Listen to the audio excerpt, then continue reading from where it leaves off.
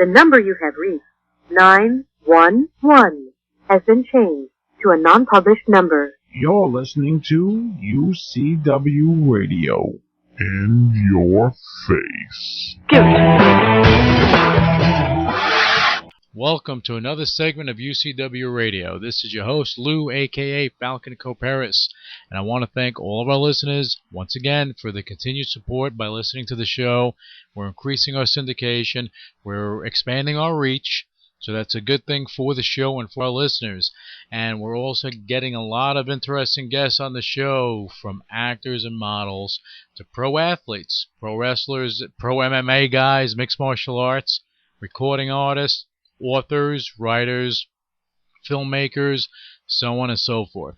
And we're also opening the door for sponsorship opportunities, so sponsors that are looking to partner up with the UCW radio show, just give us a call at 323-952-4369.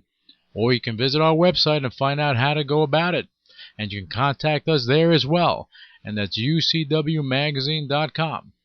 Now, in just a little while, we're going to have a great guest on the show. He was a former powerlifting champion. He won the Mr. Universe bodybuilding crown in 2006. And he was all natural, by the way. He's an accomplished author as well as being a highly sought-after public speaker. All along the way, he is fighting a battle with a horrible disease, type 1 diabetes. His story is very interesting. You want to hear it. Now, before we bring him on the line, I have to let our listeners know something. If you want to call any of our guests and you want to pose a question or a comment, what you do, you go to our website, ucwmagazine.com, see who we're going to have on the show in the coming weeks.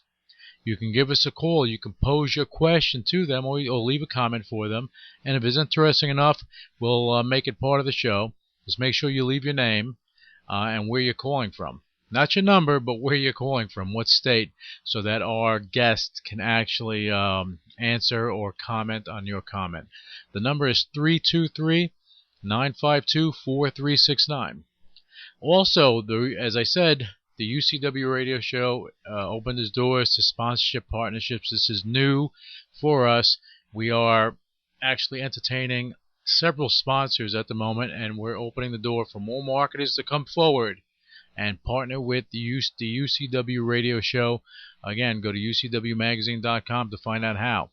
If you're on Twitter, you can shoot me out those same questions and comments for our guest. And just send a tweet to me, and again, if it's interesting enough, we'll pose it to our guest. My Twitter name is Louis Velazquez. That's LOUISVELAZQUEZ. Follow me and ask away. Now, without further ado, let's patch in one of the most inspirational journeys that you will hear on the UCW radio show. We have a lot of inspirational journeys. This one is the most recent and the most inspirational journey that you will have on the show. Here is Mr. Universe, Doug Burns. Doug, thank you so much for being here today on the UCW radio show. We really do appreciate you being on the line with us today. Well, thank you so much, Lou, for having me as a guest. It's much appreciated. Looking forward to it. That's awesome. I think that our listeners are going to appreciate you being here because you have such an amazing story. It's interesting. It's amazing. Let me just go over it real quick for our listeners. You are the 2006 Mr. Universe. You were involved in competitive powerlifting at some point in your life, and you actually set some records in drug-free powerlifting competitions. Now that's all well and good. That's great as far as your competitive career, but you're a champion bodybuilder, champion powerlifter. That's fantastic. But you were a champion in something else. Okay, those accomplishments are not what make your story interesting at all. Not to me. What makes it interesting is that you are a type 1 diabetic, and you have been since you were very young. And for most people, that would be a dead end. And as far as heavy physical sports, but you made a decision not to let diabetes beat you. So, I mean, tell us about your journey. You know, when you were first diagnosed with diabetes, you know, I mean, you were young. Maybe you can go into that, and you can explain to us what type 1 diabetes is. Well, sure, Lou. Well, I thank you again for the opportunity. And you're right in the sense that with type 1 diabetes, it's a different game. Most commonly, people hear diabetes and they just throw it into a big lump term. But type 1 is an autoimmune disease, and it's classified as a chronic disease in which the body develops a virus. At least that was the case with me, and it sends an antibody to kill the virus, and for some reason it mistakenly targets the islet cells and the pancreas and destroys them so that you can no longer produce insulin.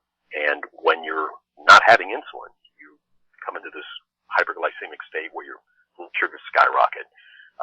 Your body begins eating itself away due to a condition called ketoacidosis, and obviously you become very sick.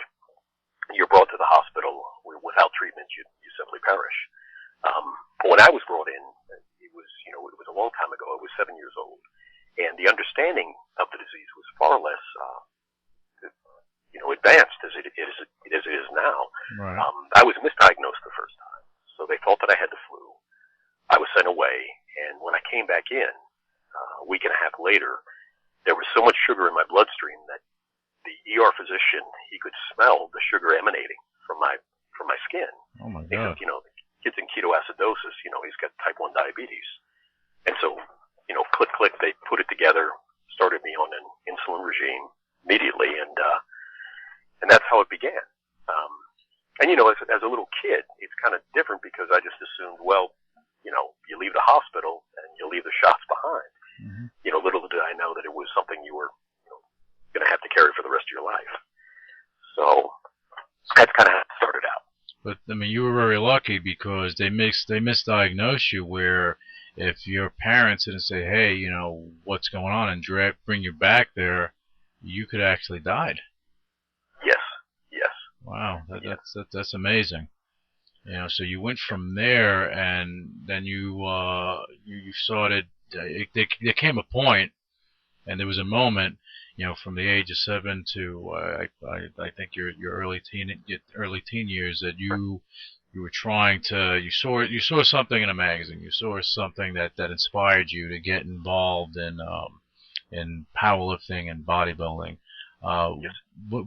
Tell us that story, because I think that story is interesting. Well, Lou, what had happened was, because during that time there wasn't blood sugar meters, so you couldn't check your blood sugar.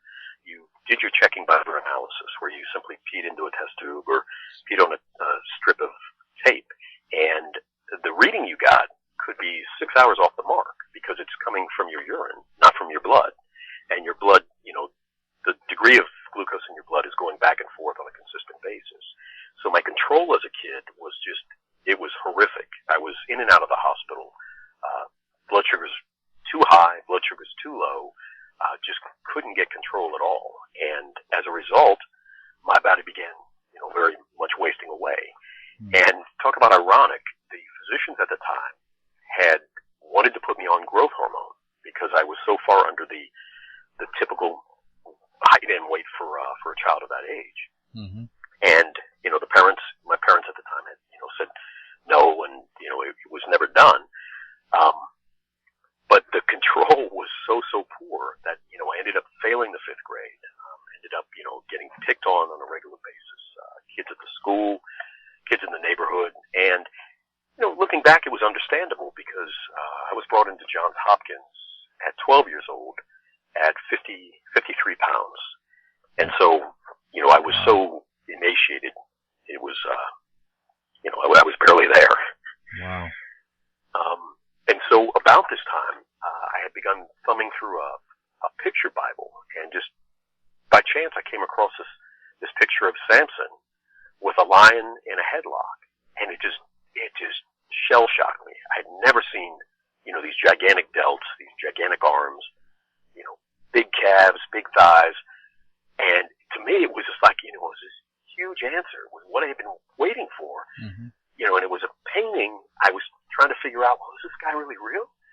Well, not too long afterwards, I ended up coming across a magazine, and on the cover of it was this lifter Casey Viator from Louisiana.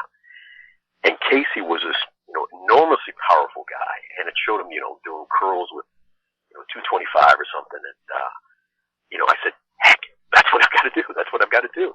Mm-hmm. And so, in the backwoods of Mississippi, there wasn't any gyms to go to.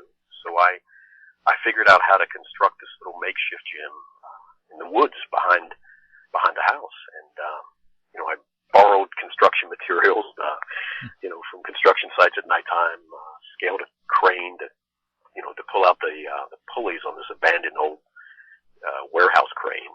And, took all this stuff and brought it back and tried to, replicate the exercises I saw in the magazine. It was the only thing I figured would work. Right. And, during this time, the physicians had said, was brought in and evaluated, and they said, what is it that you're trying to do? I said, well, I want to be a power lifter, weightlifter. And at the time, they were, very, very much against it. They said, Mm-hmm. You've got an extreme metabolic disease here. You're very brittle. It's not advisable.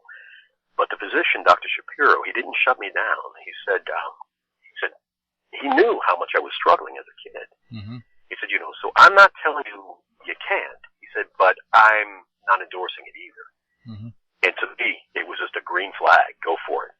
So it's like he said that to you with a wink, and there you go. Exactly. Okay. Exactly. And I can never thank him enough. And him and another physician when I was young. There was a Dr. Hung in D.C. when I was probably 8 or 9 years old. And when my sugars were so out of control, he had brought me to an end-stage renal failure where people with kidney failure go. Mm-hmm. And they're hooked up to a hemodialysis machine. And, he knew that my life was just, it wasn't consistent, but I wasn't properly addressing the disease. And he had brought me in there, introduced me to this man who looked like, life had already left him. And he leaned over, we're going down this long hallway. It's a long walk to get there. I don't know what's going on. Mm-hmm. He introduces me to the guy. We chat. And, as we leave, come outside and look in. And he just goes, he points over to him and he said, Doug, do you see that man? I said, yes. He goes, if you don't take control of yourself, he says, that's going to be you. And, I'm a cocky little kid and I'm going, yeah, right. Mm-hmm. And he goes, suit yourself. And he turned around and walked away. And it was I stood there and I started crying. I was in a hospital ward, there was nobody else around. I'm a young kid. Mm-hmm. And it was one of the most valuable lessons I've ever been given because he taught me, you better respect this because it'll do you in if you don't. It's called the silent killer for a good reason. Yeah. I mean, and you had that moment of I guess clarity in your life. Yes. That you had to take control of your life and not let the disease control your life. Yes, indeed. And then you were involved in powerlifting, and I mean, so far what you said to me, I'm kind of floored. So I apologize for being slow to the questions. I'm just absorbing everything you're saying because I think it's an amazing story. But you went into powerlifting. You're welcome. You went into powerlifting. How did I mean? I know you were working out, but what made you decide to start competing in powerlifting? That's interesting because if your body was, the doctor said you're so brittle, this and that, and you made that decision to do that. That's correct. That's correct, Lou. And so when he had given me this, this kind of unmerited go ahead, I took it and I just ran with it, and I began training every day I could. And, hunted for these magazines, with the Arnolds, the Francos, the Dennis Tenorinos, all these different guys in there. Ferrigno and, again, Casey Viator. And, I would hang these pictures up of the exercises they were doing. I couldn't, I could kind of piece it together what was happening. So I just kept training. And physically, nothing really changed. 6, 7 months, nothing really changed, but my strength began to come up. And that was all the incentive I really needed. Mm-hmm. So I just began pushing it as hard and as fast and as mightily as I could. And within a year or two, the blood meters had come out onto the market. I was now able to test on a consistent basis. Okay. The medications had improved. They had brought out a DNA recombinant insulin, which for me worked so much easier. They brought out a very rapid-acting insulin. All these things were just, it was like, to me it was a streamline forward. Right. And I found this gym off in Gulfport, Mississippi called Rhodes Fitness Center. And it was, it was the first gym I had ever been to. So Doug, I'm going to interrupt you for a second. So before that, you were still working out in the woods. Yes. Okay, all right. The whole time. That's a definite want of something, and I think that's fantastic. But go ahead. Oh, sure. So it was great, Lou, because in the woods, I got to have this, you got to test your limits there wasn't any distraction. There was no, iPod. There was no music. There was no nothing. It was simply in the woods. I would go off to the Wolf River and swim in the rapids and, do all this outdoor activity. And it was very pure, I guess is the best way to put it. Mm-hmm. And so bouncing forward, I began meeting, these various lifters, Doc Rhodes, and one in particular, Vincent Cahey. And Vincent had begun setting records all over the place in powerlifting. And, these were, my new, and I was dumbfounded, Lou. I come into this place, and I'm thinking they're going to, treat me as I've been treated before, make fun of me, mock me. Mm-hmm. But these guys are very kind, very considerate. They're helping me out. I'm not knowing what I'm doing. I'm just trying to figure it out. Mm-hmm. And they're seeing, that, hey, this kid wants to, he wants to train. Mm-hmm. And so they're teaching me what they know, and they're encouraging me, and they encourage me, why don't you try this powerlifting show? And of course, Lou, I step into the show, and, complete novice, and I place dead last out of the whole thing, don't even place. Right. But it occurred to me, I said to myself, well, before, you couldn't even, you could barely stand up straight, and now you're competing in a strength show. And it was that, that understanding that, well, this is a huge improvement. And, I guess call it naivety, but it caused me to flourish. And so I went back to the drawing board, kept pushing, and pretty soon, won a novice division, and a junior division, and then an open division. And then, before I left high school, I ended up setting state, regional, and American records against adults. Wow. Competed, up to the 198s, the 220s, and talk about irony. I'm in this grocery store, a National or Piggly Wiggly, one of these southern grocery stores, mm-hmm. and this gentleman passes by, and he goes, Doug Burns, and I said, yes sir. He goes, and he looks at me, and he's got tears in his eyes, and I go, what's the deal? What's the connection here? And he goes, mm-hmm. I see you didn't take my advice. And I said, excuse me? And then it clicked. It was Dr. Shapiro, who wow. who had advised me, had given me the wink to go ahead. Right. And, he said, I am so sorry for telling you shouldn't. He said, at the time, it was the medical advice we were given. He said, you were so, out of control as a kid. He said, I didn't know what to do. He said, I knew you were, I said, hey, thank you so much. You gave me the go ahead. I took it and I ran with it. And, I'll never forget the picture because, he told me with tears in his eyes. I tell my young kids now, that they can't give up, mm-hmm. and oftentimes I'll use you as an analogy. And, it meant the world to me. It really did. He didn't even realize it. No. That's and of course, I didn't have any grudge against him, but he thought that I had said, the hell with you. I'm going to do it anyway. Which on one hand I did, but I was saying that more against the circumstances, not against the doctor. Right.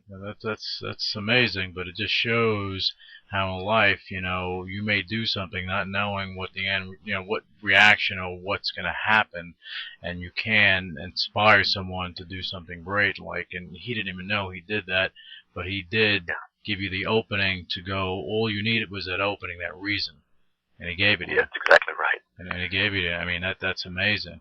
Now, from there, you progressed into bodybuilding. How did that come about? Well, that was, Arnold had been the icon for me, and mm-hmm. I knew because I had read this book, The Education of a Bodybuilder. So that big book, I know that big book. Yes. That thing is huge. Oh yeah, the other with the encyclopedia. That's it's like you got to set aside weeks to get through it. Yeah. But Remember all the pictures in it, Lou? You had, Yeah. well, you had Ferrigno, Platz, Lance Dreyer, Mm-hmm. Serge Nubret, everybody. Samir Benoot. Yeah, Samir Benoot. Actually, I was speaking to him earlier. Had him on there. Who else? I think you had Larry Scott was in there. Oh, you're right. You're right. Larry Scott. No. The Preacher Boy. Yeah. Preacher Girl. All the icons. Yeah, all the icons. It was interesting. But so you were reading through that, and go ahead. Well, and I had said, well, Conan the Barbarian had just come out. I said, dang, look at this guy's physique.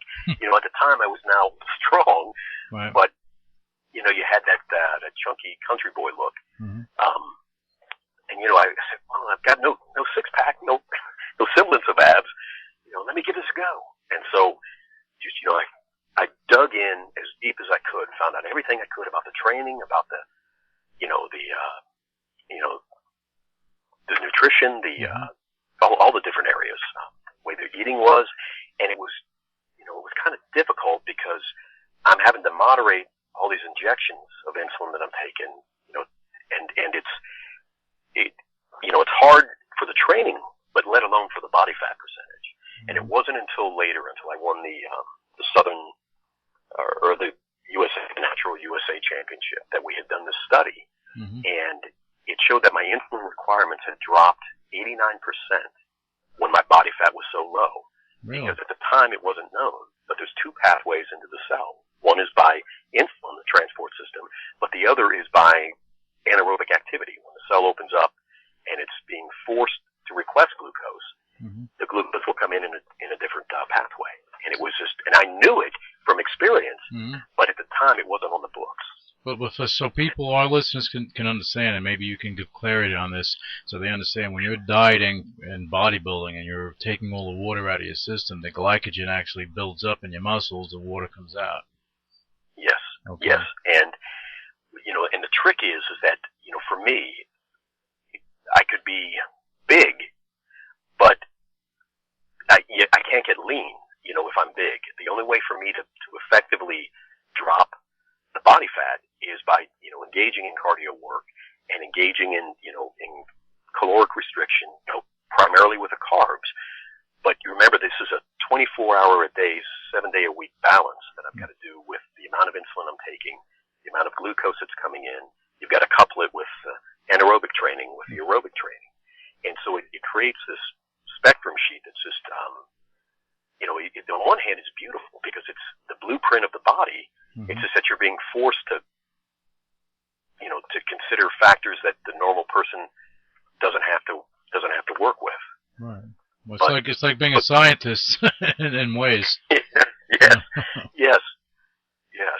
But it's like any other struggle. I mean, be it type 1 diabetes or MS or epilepsy or financial woes or emotional burdens.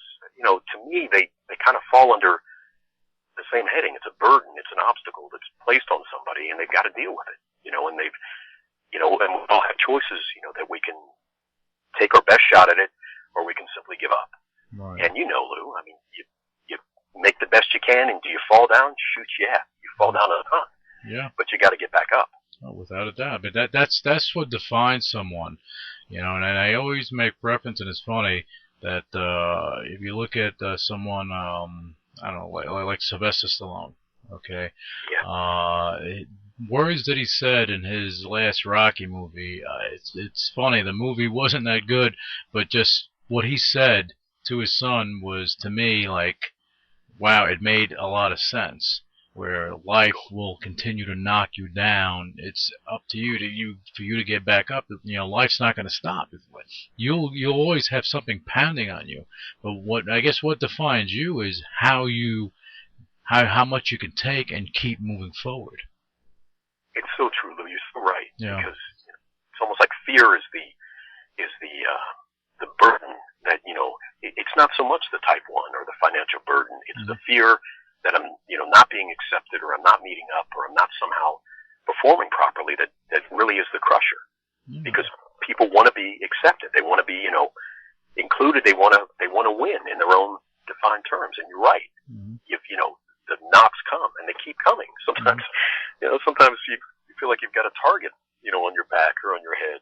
And a lot of people don't understand diabetes and what it does to you. You had a situation. You were in a movie theater and you were having I guess you were having an incident.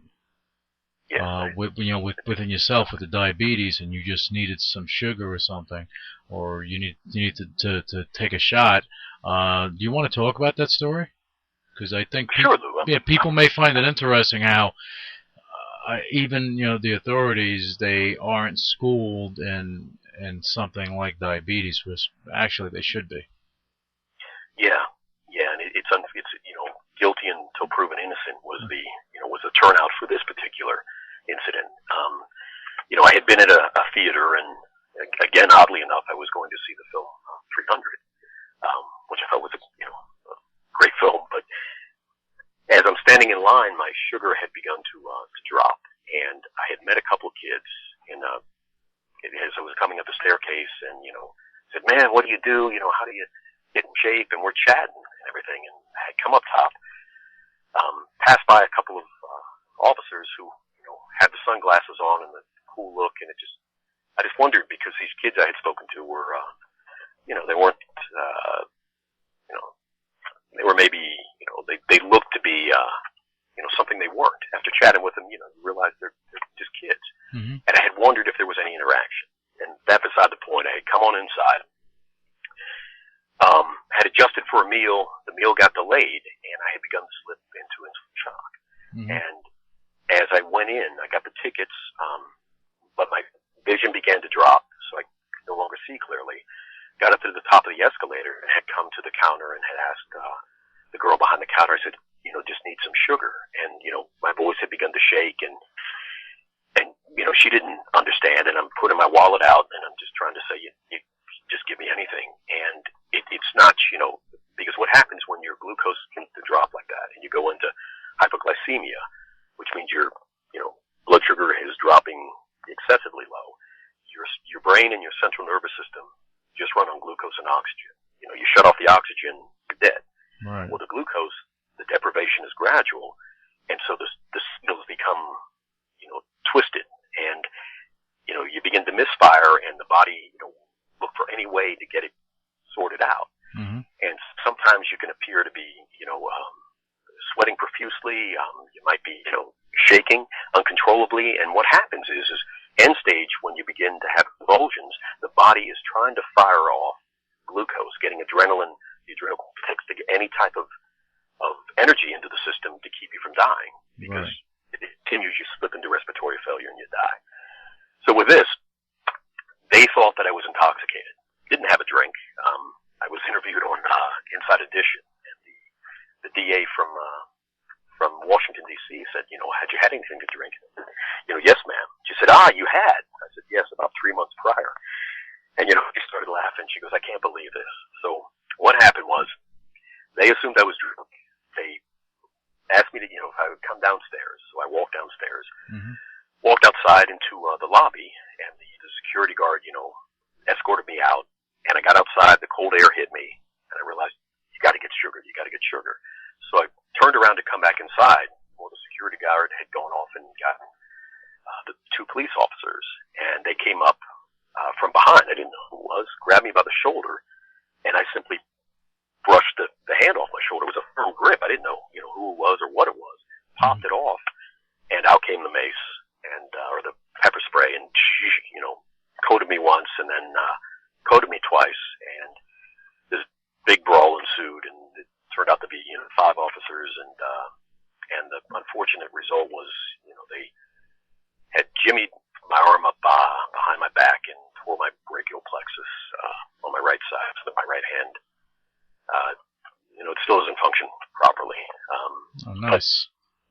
Yeah, and it was, they were under the assumption that I was drunk, but you think that the right thing would have been that, well, it doesn't smell like alcohol, let's just step back, do you need help, what's going on? And they would have seen that, my motor function was completely gone. I could barely stand.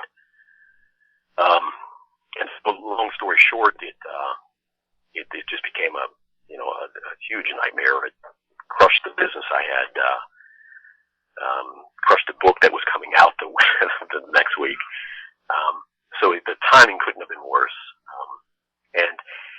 But if I can say, Lou, that it was interesting because there were kids from throughout the world who ended up getting hold of me, sending me emails.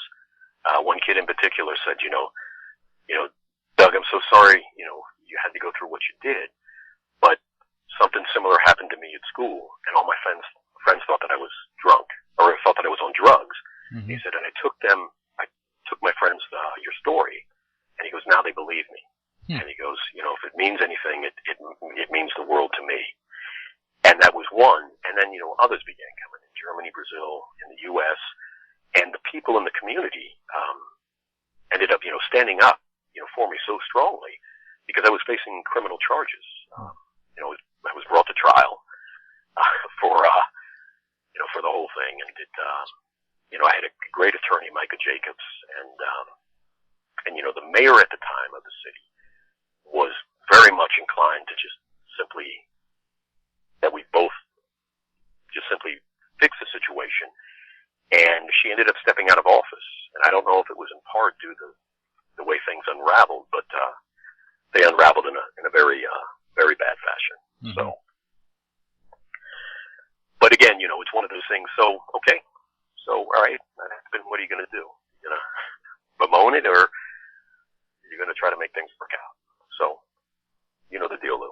Yeah. Try to make things work out. Of course you do. But God works in mysterious ways, and maybe that incident that happened to you, as you said, touched a lot of people. So maybe you were the sacrificial lamb, so to speak, in order for people around the world to say, hey, you know what, this happened to me, and look at this. Sometimes you have to go through that yourself to maybe connect. I just find it interesting how it developed, but look at what happened. That you touched a lot of people, and I think that's amazing. It's a horrible situation that happened, no doubt. I think that the police officers should be, and a lot of police officers, they are well trained, but they should be aware or be taught of certain situations that are common, like diabetes and things of that nature. They should be aware of that, and because they deal with people all day. Yeah, and this situation was just as off the cuff as could be. It was so polar than normal, I'd assume. The paramedics coming up and saying, "Hey, uncuff the guy. You're going to put him into respiratory failure." No, you deal with him as he is. And I'm giving glucose with, they're trying to pour glucose into my mouth. I'm trying to get it in my eyes because they're on fire from the pepper spray. And of course, I got my nose jacked up, contusions all over my head, and there's blood dripping everywhere. And on the cynical side of it, it's very interesting because again, this attorney Micah Jacobs had made repeated requests for the photos from the incident, and the district attorney withheld them, so that the photos that went out on the Associated Press were of me smiling and at kids groups, but the actual pictures from the event, showed me cuffed and my face, dripping with blood, my pants covered with blood, the whole 9 yards. Those are what went out into the public, and so it was almost like, well, what's he moaning about? Nothing really happened. He's smiling, holding the kid's hand. It was, one of those things that just, everything that could go wrong with it did. Right. But again, my hat's off to Micah Jacobs. Police officers came up, and said, dude, you got handed a raw deal. That's so wrong. I've dealt with this, before, and hell, nothing like that would ever happen. And so I have to be very careful because, so many of the officers I've met and, have befriended. It's not in their character at all. It was this particular group, this particular incident. And that's sad. And that's sad because you do have police officers from coast to coast that they do understand and they do their job in the greatest fashion possible, but sometimes something happens, and maybe it's supposed to happen because, as I said, you touch a lot of people's lives. You maybe invoke change not only where the incident happened, but maybe in other counties, in other states. Because your story went national, or actually international, so it wasn't just interesting. Now, Doug, I'm just still thrown back from everything that you've, all the hurdles, all the obstacles, everything everything that came in your way, and you just keep pushing forward. And you have people today that they give up at the slightest thing that goes wrong. They give up. You keep pushing forward, and that's a great message. There may be people listening to the show that either have diabetes or maybe they know of someone that has diabetes. For the benefit of them, can you that want to start training? Can you give them some advice? What would you tell them if they wanted to get into weightlifting and powerlifting and bodybuilding and they wanted to do that? What advice would you give someone that had either type 1 diabetes or diabetes in general? Yeah, well, Lou, you've got a great point, because there's a vast, there's a pandemic in the U.S., internationally, with type 2, where there's, the poor eating habits, the lack of activity, granted a genetic predisposition, but, has created this Syndrome X community in which the numbers are staggering. I mean, they're 352 million, I think, is what the World Health Work is stating now, people with diabetes and pre-diabetes. And again, you and I have spoken about this. When you go back to, at many of these conferences I've spoken for, people will say, well, I can't lose weight, because I have diabetes. And with the type 2 community, it's a switch. And you got to say, no, you have type 2 because you haven't lost weight. And when they understand, that, oh, well, here's how I shifted. But I think the most important factor in it all is the decision, the goal up front. Because people who jump into an exercise routine or jump into a weight loss program without a clear-cut vision as to why they're doing it, the work is fun. It's encouraging. It's invigorating, but it doesn't last very long. Mm-hmm. Because without that goal, without that commitment, then like you're saying, when the obstacles come up, Lou, it's the highway. Yeah. Well, I tried, and that's, I think that, that kind of encompasses it. Mm-hmm. I'm trying to lose weight is a 100% guarantee that you'll fail. When you step out and you say, I'm going to lose 20 pounds, I'm going to do it in 3 months, and you broadcast it nationally, then, whoa, wait a minute. Now suddenly you've put yourself out on the pedestal. Mm-hmm. You become accountable, your friends or to whoever, and it's concrete. There's a date that's coming. It's almost an impending doom. Mm-hmm. And chances are you will get to that goal because you stepped out in faith and said, you know what? I believe I can do it. I'm going to do it. And the alternative is everybody saying you couldn't do it. And exactly. Like for someone like yourself or me or some of the other guests that we have on the show, that's not even an option.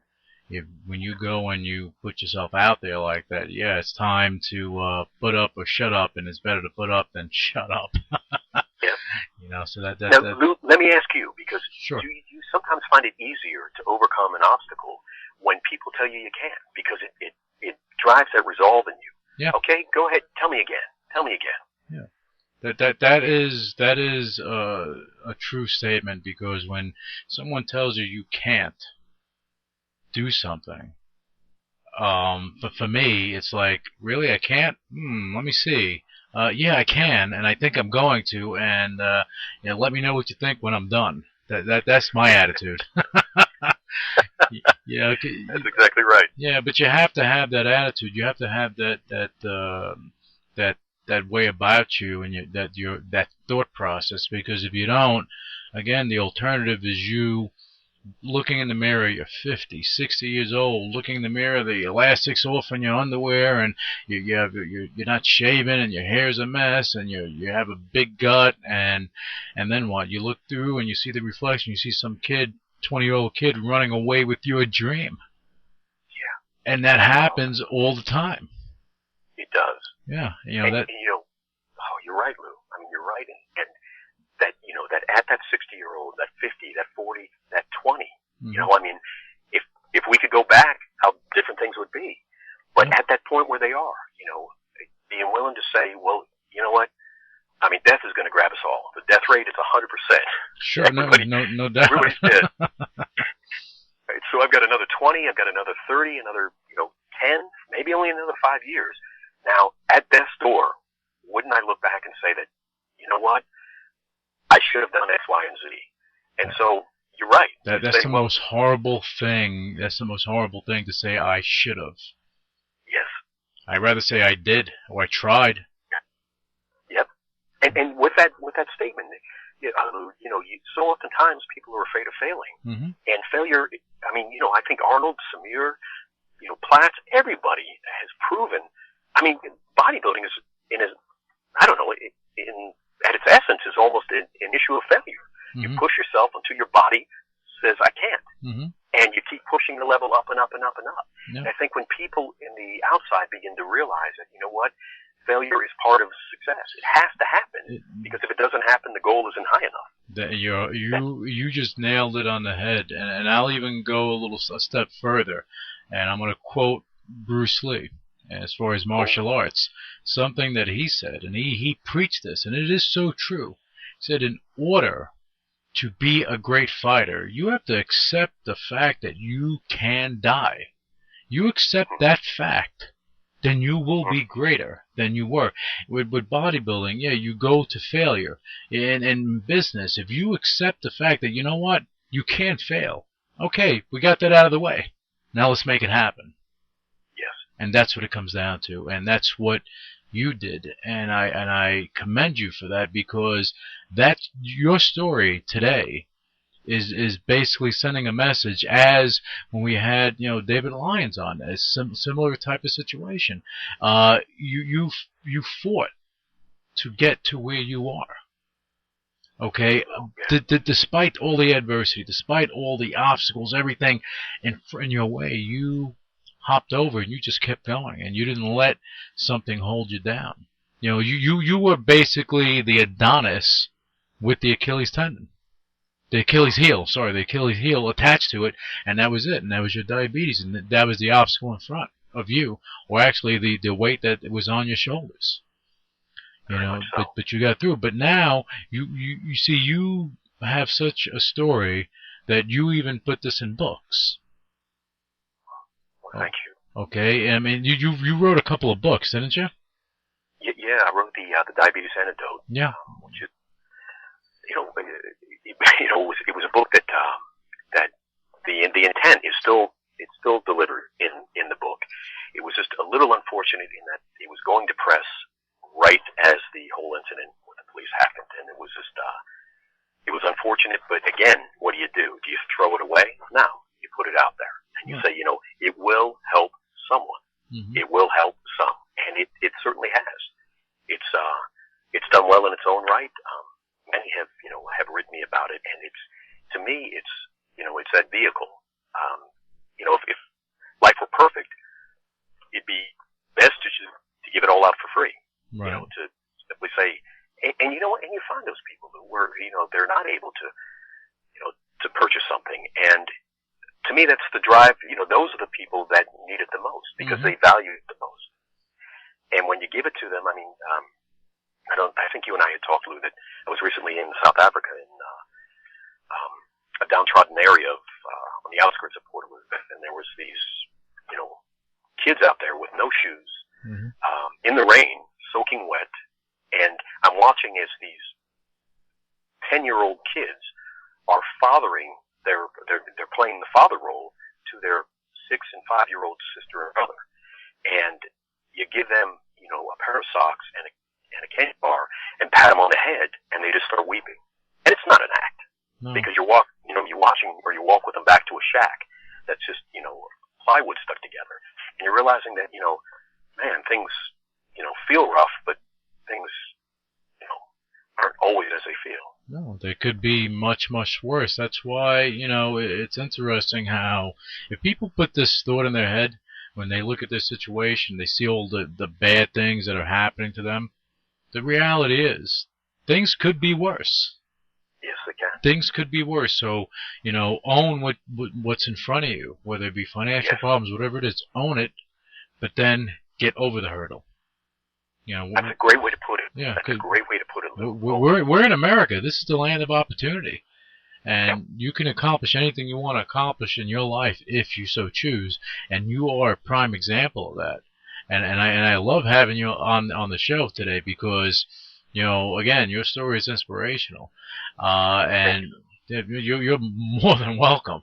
But you authored your books. You're also a public speaker, and on top of that, and this is what our listeners really should focus on right now. On top of that, you're also in the midst of some crazy, wacko cardio challenge that I read about, and I said, no way, I wouldn't do it. Okay, when Jack London, the pro bodybuilder, told me that he was going to go and start he was going to ski down Mount Everest. I said, yeah, you can do that by yourself because I'm going to hang out in the lodge. Okay, now with your thing, yeah, you can talk about that right now, but I'll tell you this much: I'll hang out by the beach. But go ahead, let's talk about that. well, it's a step in a different world. I had done the strength with the powerlifting, had done the fitness side of it with physique. But the one thing I did lack was the cardio side of it, the strictly aerobic side. And actually, the deal, Lou, there's no strictly aerobic, strictly anaerobic. But with the cardio side of things, I had begun engaging in bike riding, and I had been invited. I'm on the board for the American Diabetes Association and the Juvenile Diabetes Research Foundation. And we had the former Tour de France winner, Greg LeMond, come out. And he and I, met, and we ended up having such a great time. He's a character. He's a funny guy. And we talked about the press and about the misreadings with him and Lance Armstrong and, how he tried to amend things and, the whole shebang. We had we had this great opportunity. He invited me to come, for this bike ride through Woodside in Northern California, from Hewlett Packard up through these various, this various trek. It's 120K, Doug. Oh, 70 some miles. Ah, yeah, okay, no problem. No, I hadn't been on a bike and the last time I was on a bike, I crashed into somebody in Santa Monica on the bike path down there and bent the frame. Well, good thing you weren't by the pier. That'd be a problem. Yeah. I'm telling you, it was. My last experience was not the happiest of times. So he puts out this invite, and I'm like, well, sure, okay, yeah, I'll try it. So of course, one of the guys at the table is fellow Dave from Cycle Outfitters in Los Altos Hills, I think it is. He said, Doug, we'll set you up with the bike. Don't worry about it. Yeah, come on in. This will be great. So in my mind, I'm prepping for this 76-mile run. And, on a bike, this bike run, and thinking, okay, all right, well, see what's firing, how it's working. Okay, great. So I'm out at this big scientific session in San Francisco the weekend before. I'm out till like 3 in the morning. The race is the next day. I come in, well, one rock star should cover it. That'll be good. I pop the drink, and we're going, chatting with all these people. There's like 1,500 people that have showed up, right? And this is great. And it's all to benefit, people with diabetes. Right. So I'm one of the few type 1s out there. There's like 6 or 7 of us. Greg and I, we take off. We go up this hill. Gentleman Bob, Basley, Christopher from Novo, all these guys. We take off this place called Kings Mountain, and I'm going, damn, look at this thing. I've driven up this. This is hardcore. So, just grind down, push it, get to the top of Kings Mountain.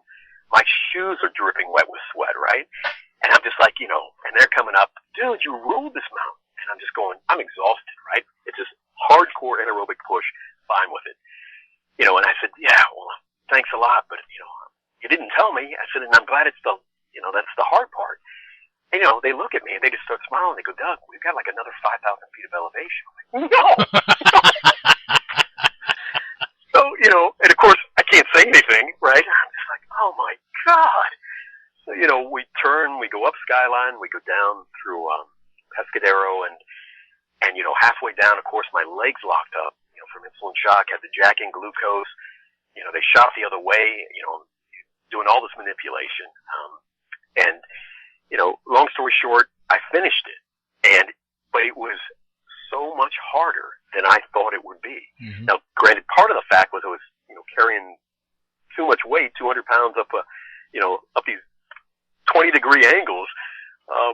But, at the conclusion of it, it was just like, it was such a beautiful thing. It was, so beautiful a thing. And then this bike racer, Jimmy Dodson, and I, we hooked up, went to Death Valley, and did this ride through Death Valley. And I'm thinking, well, this is more my terrain. It's all flat.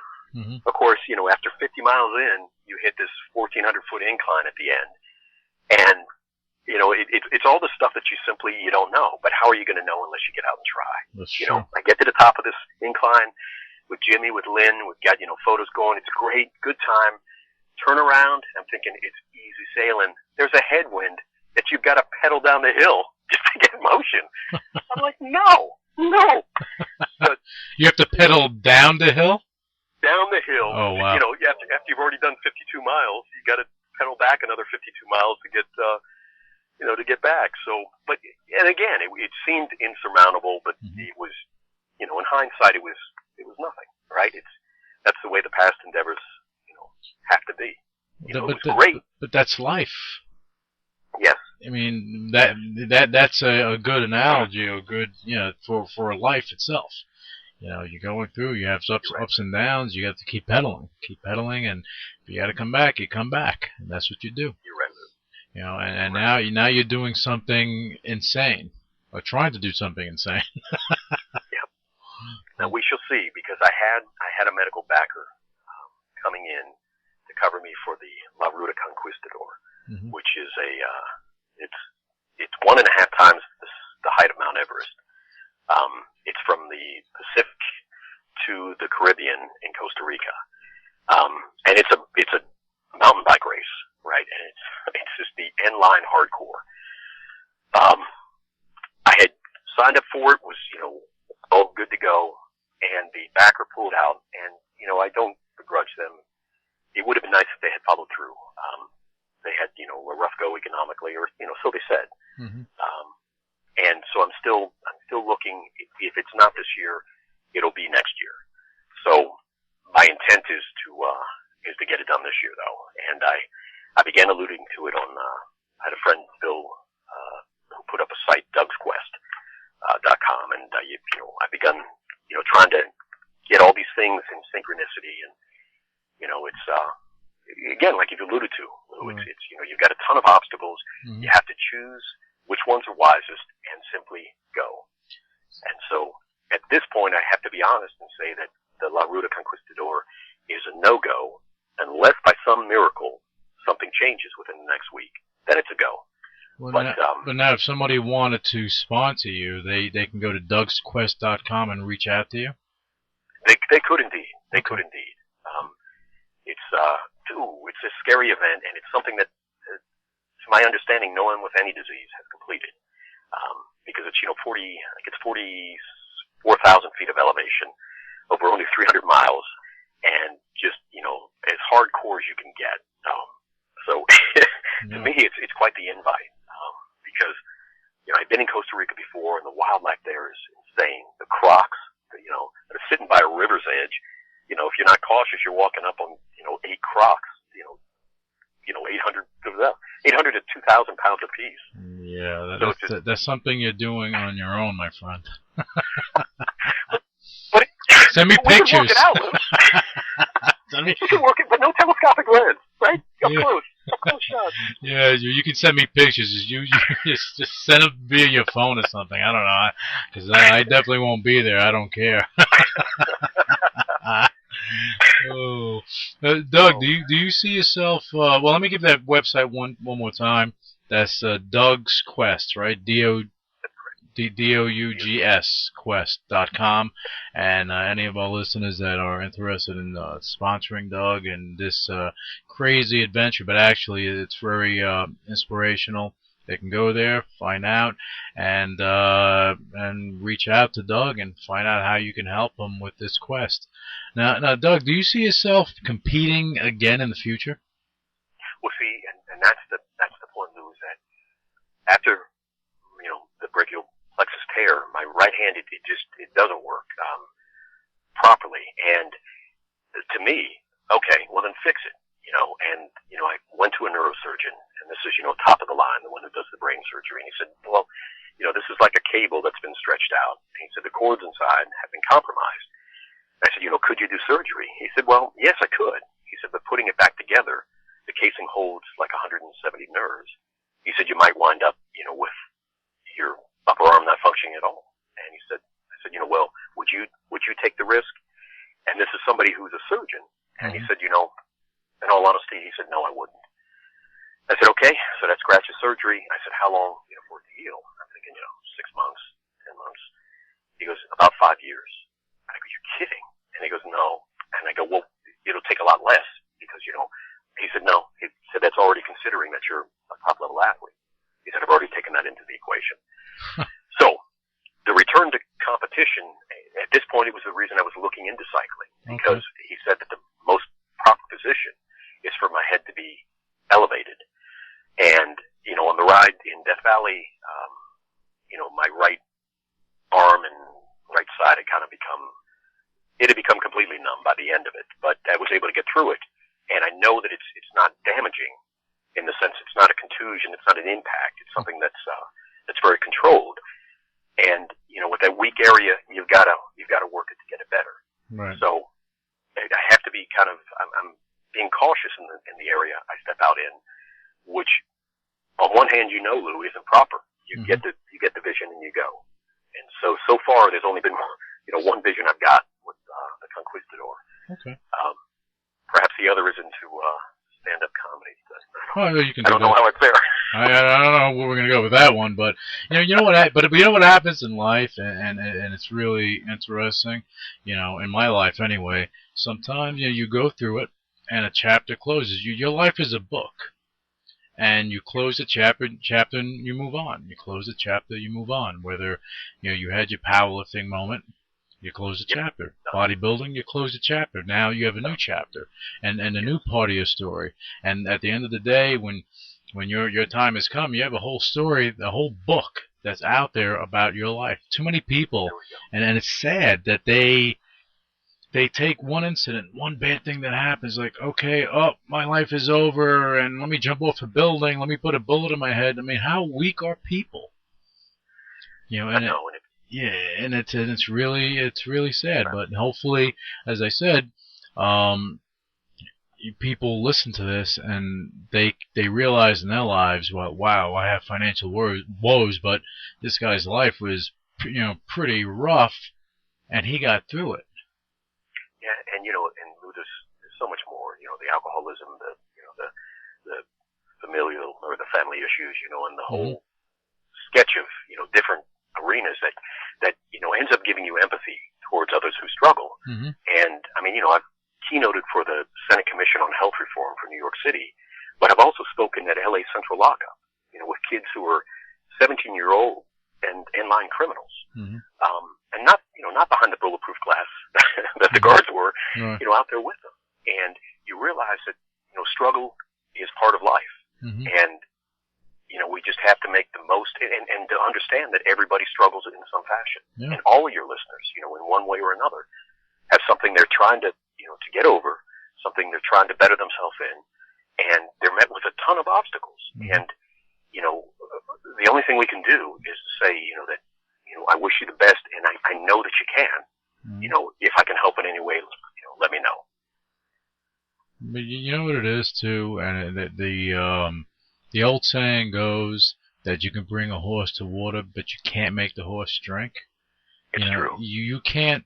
You can put everything in front of someone, and it's either they're going to do it or they're not. And if they're not going to do it, it's not really. It's out of your hands at that point. It is.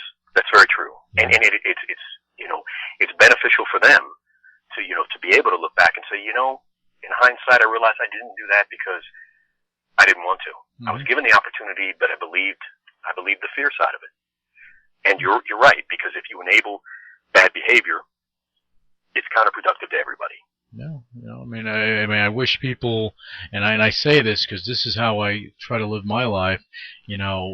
I don't fear failure. I accept it. I embrace it. I've been through enough of it. But what I do fear is not trying. Agreed. Okay, and that's the biggest fear that I have. I don't even fear death. I fear not trying, and because again, your life is your legacy, and what you leave behind, you can't come back and change things. Say, well, I'm going to go do this now. You can't do it.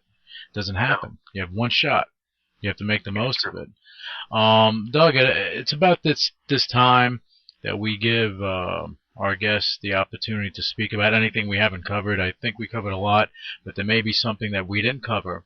If you want to go into it and just, websites, whatever, if you have events coming up, book signings, things of that nature, feel free to touch on it, because I know I couldn't cover everything. Go right ahead. Well, sure. And Lou, to start with, I want to say thank you again so very much, because it means everything to me. It's half the time these conferences you speak at, and you've got little kids coming up to you, giving you a hug, and you realize that you're gaining so much more than you're giving, or so it feels. Right. And so my hat's off to you, to reaching out to the community in this fashion. Thank you. I'm looking very forward to the Ultimate Body Challenge, October 17th, and the site is the same, theultimatebodychallenge.com. David has put together a great, program. I'm going to be there with one of the guys I used to idolize, Rich Gaspari, and Bob and Marina, the whole group. It's going to be a fantastic show. Right. That's David. 13 and 13. Yeah, you have David Lyons. That's Lyons Entertainment that's producing the Ultimate Body. And was it on October 17th? Is that's when they have their final, auditioning for the show. Yes. That's in Kissimmee, Florida. Yes, indeed. And I look forward to it. And on another note, again, I know that there's people listening that say, you don't know what I'm going through. And, my heart goes out to people who, have given up. But there's a thread of hope always. What does it say? I think in Proverbs it says, that a dimly burning wick I will not extinguish. Mm-hmm. It's just a flicker of hope that's needed to sometimes change the world. Yeah. And in my life, before I won the USA, my leg was shattered, snapped in half, 13 screws, steel plate, the whole 9 yards.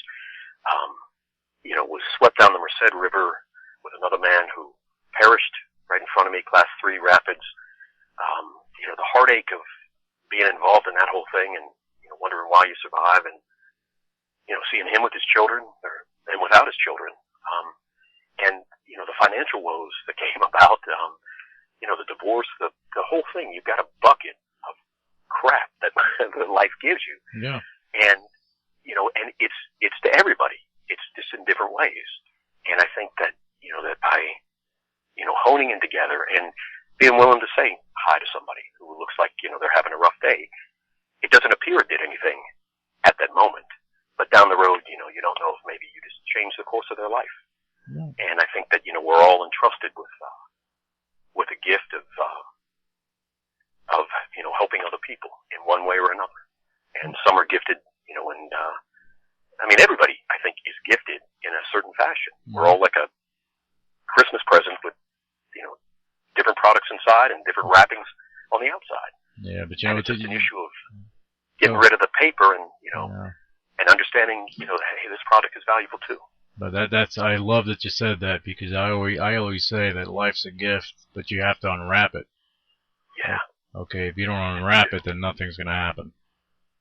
No, it's true. It's true. And you're very right, Lou. And again, to everybody, we've all got our own. And there's such a misconception. I was at if I can allude to this real quickly, Chris Dudley is an NBA All-Star. Right. And he has type 1 as well. He and I were at this children's conference in Orlando, Florida, where we had 700-800 children. Mm-hmm. And at this one particular conference, this group of kids, 12 to 17. Before this, Chris, his wife, and I, we were chatting about having hypoglycemia during games, during, training, mm-hmm. and, how much of a problem it can be. And we come into this conference, and I said to the kids, how many of you have ever seized? One hand, every face looks around in the audience, and, one hand goes up. Halfway through the conference, one of the kids in the background who had come in late, had said, he stands up, shuffling his feet, looking at the ground, and says, well, I know you guys don't have difficulty with insulin shock, but, I've had a couple of episodes where I've, passed out. And Chris and I looked at each other and we started laughing. We addressed the issue, and when we asked the question again, every single hand in the auditorium went up. That everybody had the same problem. And it's just, it was an issue of acceptance. And this kid, he took the victory torch and stepped out and said, hey, this is what's going on with me. Right. And he was met with, with 100 other, kids embracing him instead of rejection. Yeah, right. It takes one event, one man, one thought. You have that spark that can like light up a room, and what that kid did, that was a spark that led people to say, okay, well, the other kids say, that's me too, yeah, that's great. They felt, that he opened up the door, I guess, and I think that's fantastic, because sometimes that's all you need. We saw in history.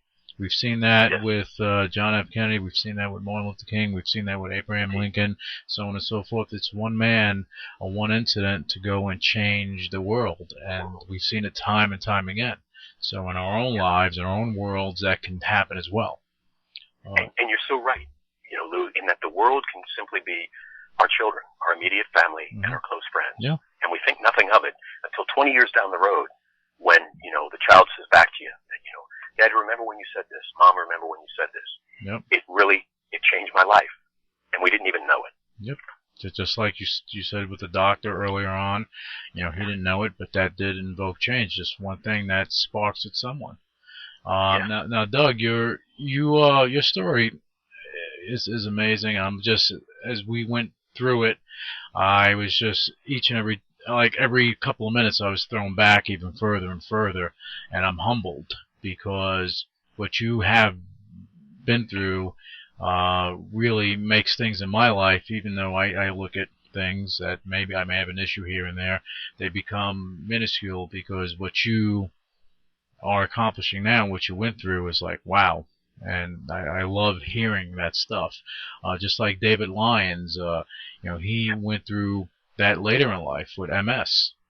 And he competed in his first bodybuilding show, and I mean, with the MS, he had a lot of issues, tearing muscles, this and that, and he's a great guy. He's a great guy. He's a sweetheart. And you and him and Rich Gaspari and Bob Cicciarello and Marsha Prince and you guys are all part of the Ultimate Body TV show that's going to be taking place, and that's going to be an awesome event. That's a reality show with bodybuilding, and basically you have a grand prize of $50,000, which is always a good thing, because in amateur bodybuilding you get zero. even when you go pro, you hope you start making money at that point. Oh, it's true. And what I'm going to do is I'm going to either stick Bob or Rich in there and just put somebody else's face on them, see if they can win it, and we'll split the proceeds afterwards. Yeah, there you go. There you go. Yeah. But that is the website for the Ultimate Body Challenge, or Ultimate Body TV show is www.theultimatebodytvshow.com. And if you want to find out more about Doug or find out about the show, you can definitely go there.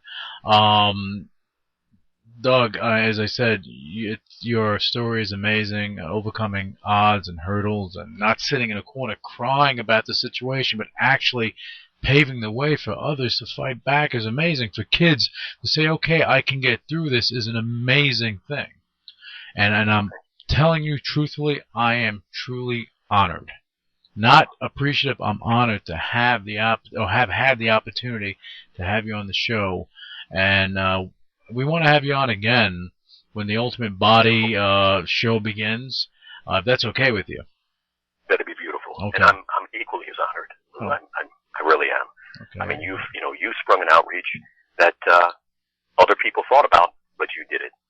I appreciate that. I hope that we're making a difference somewhere, and that's the whole purpose of doing that.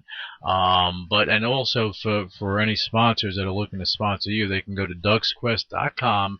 I'll say it again, Doug'sQuest.com. You can reach out to Doug, and you're looking to sponsor him and his quest to do this crazy bike ride stuff with crocodiles, something I'm not doing. That's not even a thought. Only 300 miles. It's only 300 miles, Lou. You can do it. Yeah, that's why I have a car. Thanks. I mean, I'll walk 20 blocks, but, riding 300, that's not happening. That's okay. Doug, again, thanks again. And I want to repeat this. Our listeners can find out more about Doug Burns by going to DougsQuest.com, or go and follow his amazing life by going there, or find out more. Follow his journey now with the Ultimate Body TV show by going to theultimatebodytvshow.com. The show is going to be amazing. Final auditions are October 17th in Kissimmee, Florida. Go to the website, find out. You don't want to miss it. You have the opportunity to win 50 grand, trips, this, that, and meet Rich Gaspari, Bob Cicciarillo, Doug Burns in person that day, as well as David Lyons. Doug, again, thank you so much for joining us today on UCW Radio. Thank you so much, Lou. Initiating shutdown sequence. What is your major malfunction? So let it be written. So let it be done. Ladies and gentlemen, my mother thanks you, my father thanks you, my sister thanks you, and I thank you.